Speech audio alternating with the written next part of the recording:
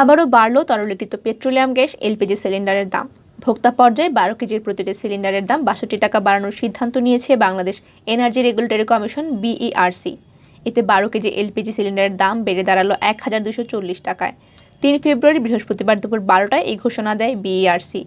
বৃহস্পতিবার সন্ধ্যা ৬টা থেকে এ দাম কার্যকর হবে। বিইআরসির বিজ্ঞপ্তিতে বলা হয়, সরকারি এলপিজির রিটেইলার পয়েন্টে অর্থাৎ ভোক্তা পর্যায়ে মূসক ব্যতীত মূল্য প্রতি কেজি ৯৬.৮৬ টাকা, মূসক সহ মূল্য প্রতি কেজি ১০৩.৩৪ টাকায় সমন্বয় করা হয়েছে। সেই অনুযায়ী রিটেইলার পয়েন্টে ভোক্তা পর্যায়ে ১২ কেজি এলপিজির মূসক সহ মূল্য দাঁড়াচ্ছে ১,২৪০ টাকা। গত বছর টানা ৫ দফা এলপিজির দাম বাড়ে।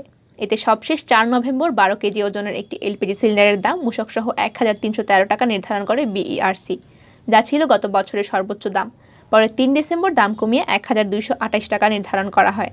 টানা দাম বাড়ার কারণে গেল বছর আলোচনায় ছিল এলপিজি।